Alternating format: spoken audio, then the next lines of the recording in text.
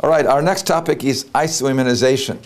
Isoimmunization can be defined as antibodies directed against foreign red blood cell surface antigens, often those of her fetus, are found within the woman's body. So if a woman has antibodies against foreign red blood cell surface antigens, that is isoimmunization. Here's our case. 32-year-old gravid of 2-para-1 was seen for her first prenatal visit at 12 weeks gestation. Prenatal labs reveals a blood type of O negative. Indirect Coombs test or atypical antibody test was positive. What this says is that she has antibodies in her bloodstream that do not belong there. They are foreign red blood cell antigens. Now, could they be because she is Rh negative? Could be. She's married to her husband for 10 years and states he is the father of both of her pregnancies. Now, geneticists tell me that 10% of the time, the man who the woman says is the father, in fact, is not. She knows, but she's not going to tell you that. So we always need to be concerned, are we dealing with all the truths all the time? She did not receive RhoGAM last pregnancy. Let's work our way through this case. What we're going to look for is the answer to 3 questions. The first is the fetus at risk for anemia? Second, if the fetus is at risk, does it have anemia? The third, if it is anemic, is it bad enough that we need to intervene? And we're going to answer each of these questions as we go through this section. Our concern is that if the baby is anemic and if it is not adequately treated, it could develop immune hydrops like this and die in utero. And we certainly don't want this. Look at this swollen baby that did not survive. All right, the most common cause of isoimmunization is fetal-maternal bleeding. Now, you could theoretically have transfusion with mismatched blood. That's very uncommon. The most common is a fetal-maternal bleed. The most common red blood cell antigen which is involved is the big D. When we talk about a woman being Rh negative, we're talking about the rhesus system, and it is the big D antigen. Remember, there is also a little c, a big C, a little e, a big E. There is no little d. Rh negativity is referring to the big D. The screening test that we use to find out if she has antibodies is the indirect Coombs test or atypical antibody test. What can happen with these babies is anywhere from a mild jaundice to what I showed you, these babies that have the severe hydrops, erythroblastosis fetalis. Now, in order to know if the fetus is at risk, there are 5 factors that must be present. And these are all circumstances in which there is an increased risk of blood from the fetus crossing into the mother. That is amniocentesis, ectopic pregnancy, a DNC, dilation and curettage, abruptio placenta, and placenta previa. So these are all possibilities of increased risk of fetal-maternal bleed. And if blood comes into the mother, what can happen is her lymphocytes get activated to produce antibodies which will destroy those red blood cells which are in there. That's not a problem in the initial pregnancy. But if she should get pregnant again and the second fetus has the same blood type, those antibodies which are in the mother's circulation then cross the placenta in the other direction and start destroying the fetal blood cells. Okay, what if there is ABO incompatibility? What is the effect of ABO incompatibility on the risk of maternal isoimmunization? And the answer is there is protection against it. This next slide, which is highly animated, will hopefully convey this to you. Here we have 3 women. One is O blood type, second is A blood type, and the third is AB blood type. Here we have an A positive fetal blood cell. This is a naturally occurring anti-A antibody. This is a B positive fetal blood cell and a naturally occurring anti-B antibody. The woman who is O blood type has naturally occurring anti-A and anti-B antibodies. The woman who is A blood type, she doesn't have anti-A antibodies, otherwise she'll start hemolyzing her own blood, but she does have anti-B antibodies. The woman who is AB blood type has neither naturally occurring anti-A or anti-B.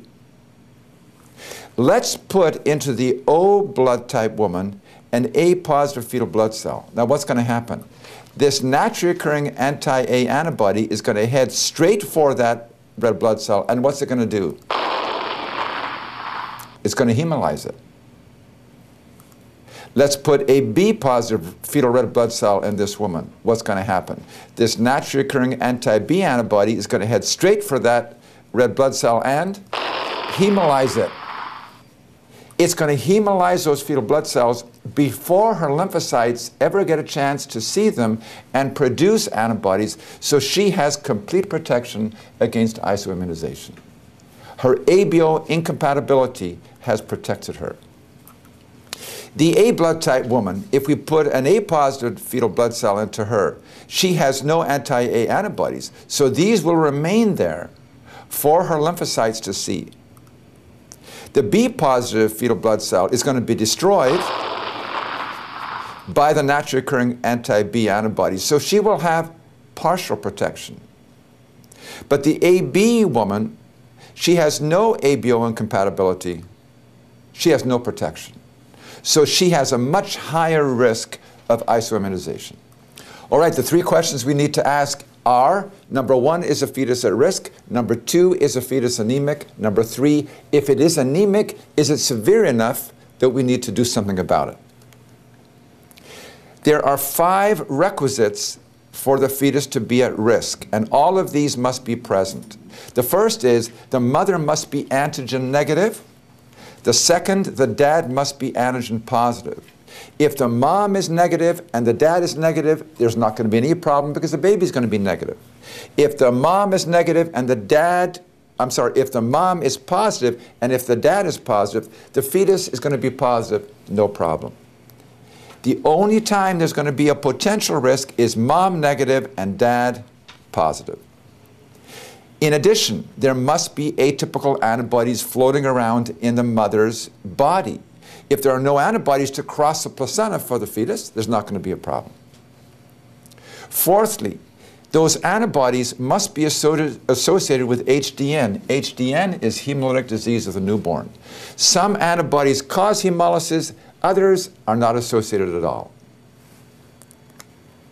Lastly, even if there are antibodies that are associated with hemolytic disease of the newborn, the titer or the concentration of antibodies must be high enough to cause significant risk, and we arbitrarily say there must be over a titer of 1 to 8.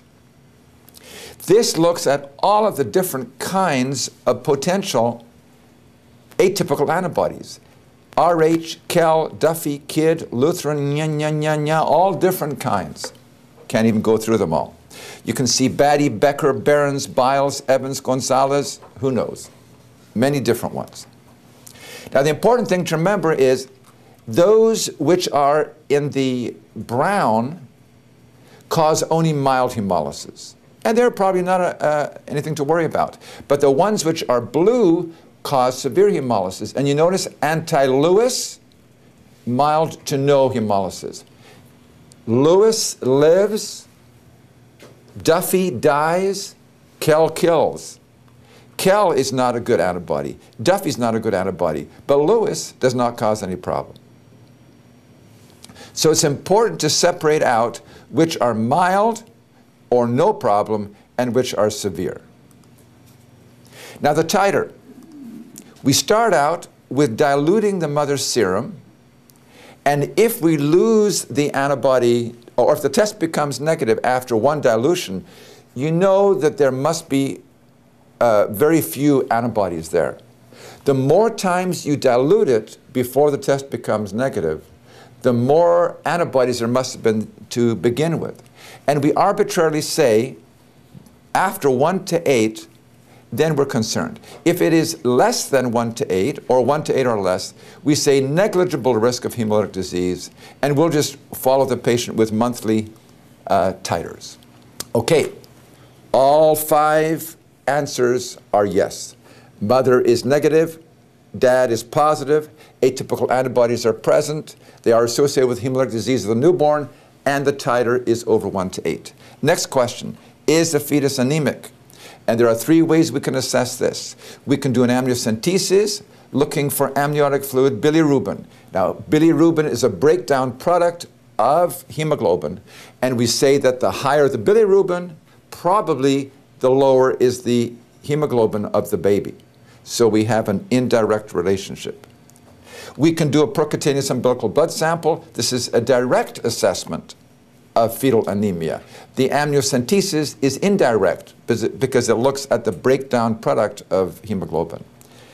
The more recent, and what is done more frequently around the country, is a non-invasive procedure, which is an ultrasound looking at the middle cerebral artery peak systolic velocity.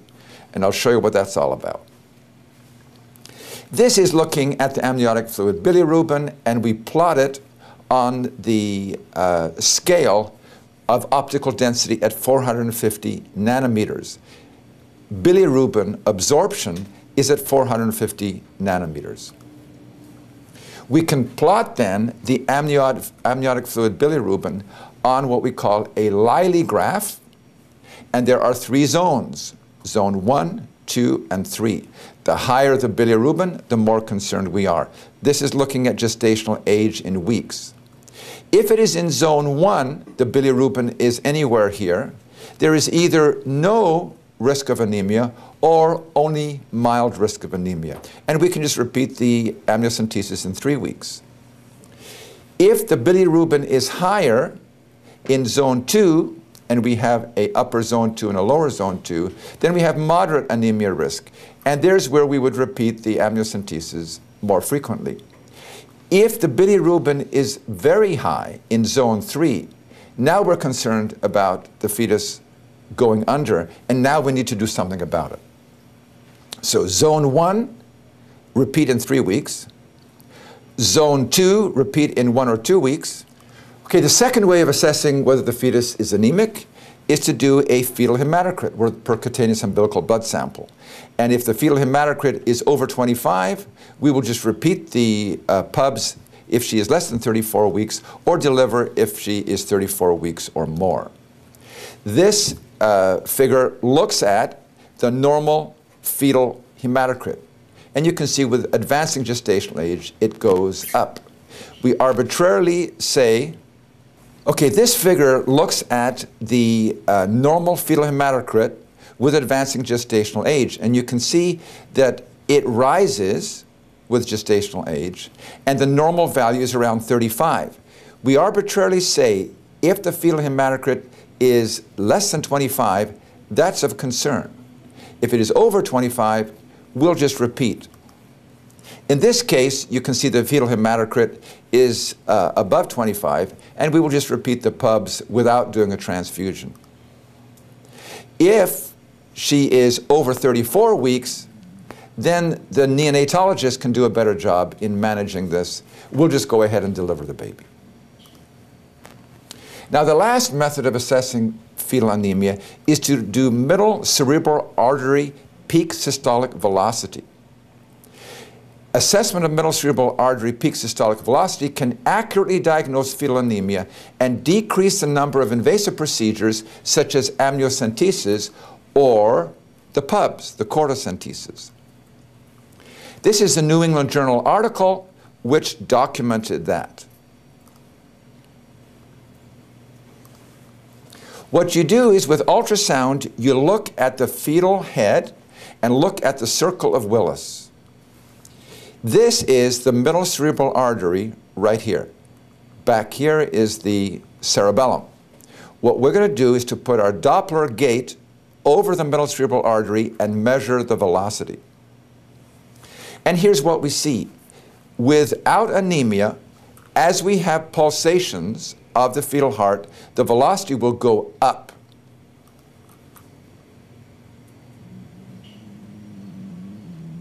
And this is a normal peak systolic velocity. The diastole is here. What do you think is going to happen as the fetus becomes anemic? There's going to be increased cardiac output. There is going to be a higher peak systolic velocity. And here we go, mild anemia.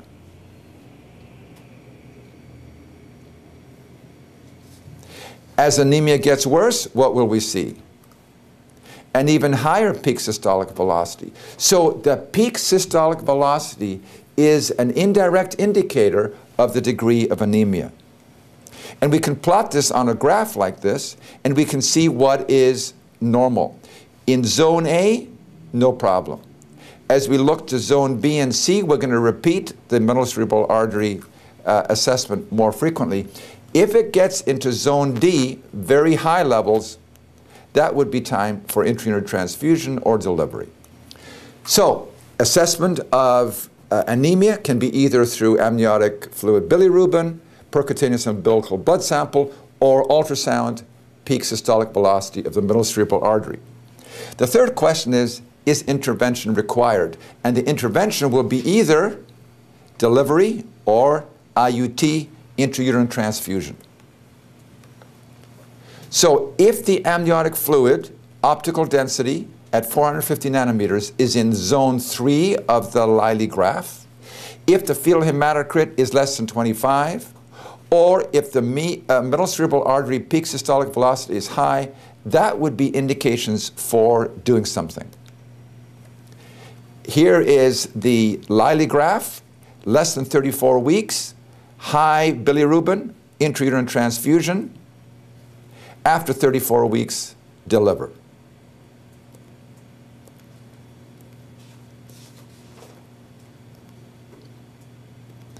After 34 weeks, deliver. If the hematocrit on umbilical vein assessment is less than 25, and if she is less than 34 weeks, intrauterine transfusion. If she is over 34 weeks and the fetal hematocrit is less than 25, deliver. And of course, if the peak systolic velocity of the middle cerebral artery is in zone D, we will either deliver or intrauterine transfusion. This is an actual case that we had where we're doing a percutaneous umbilical blood sample and intrauterine transfusion. Here you can see the blood, which is ready for transfusion.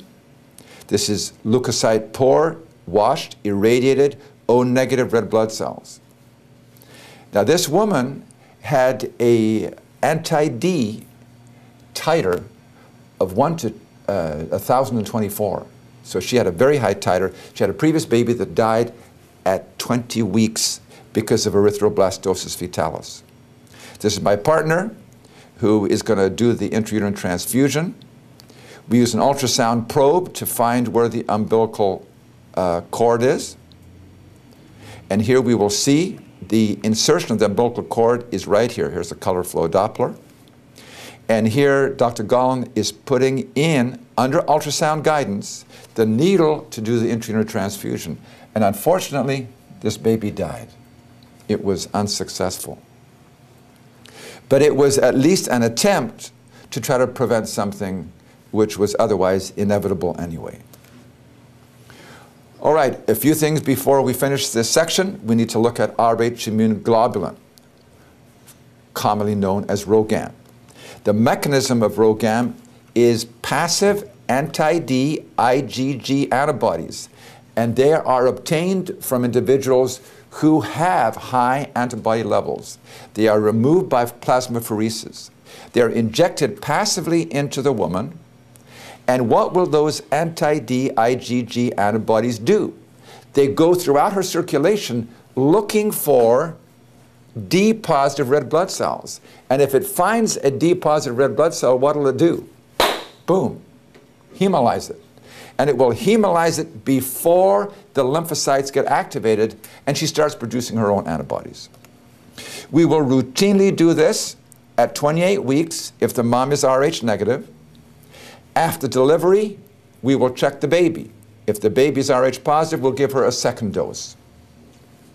Special times when we need to give extra RhoGAM would be after chorionic villus sampling, amniocentesis, if you have a DNC from an incomplete abortion, ectopic pregnancy, abruptio placenta, and placenta previa.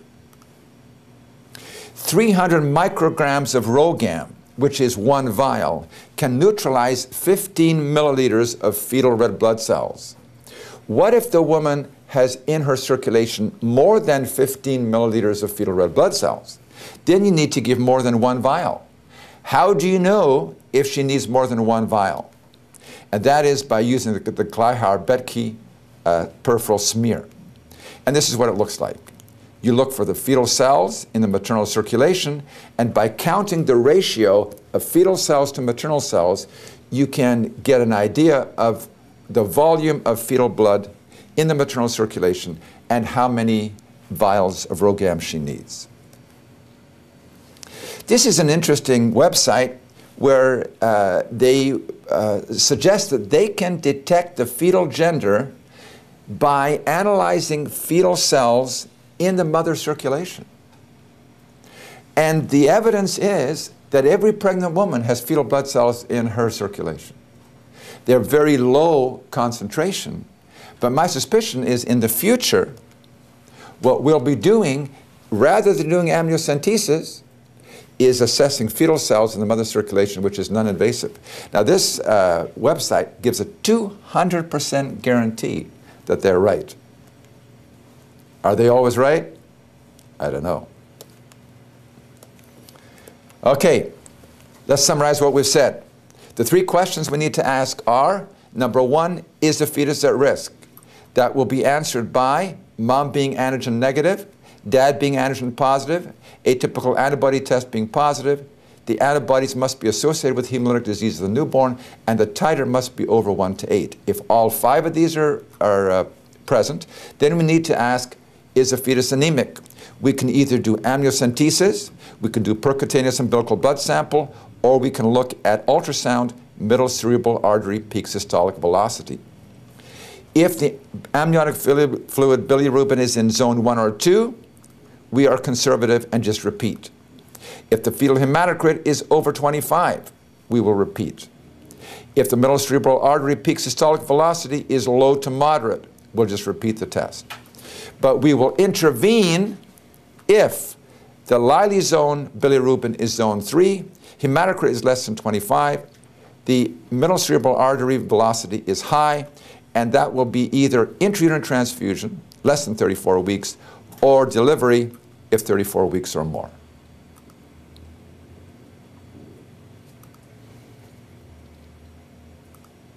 And that is the end of isoimmunization.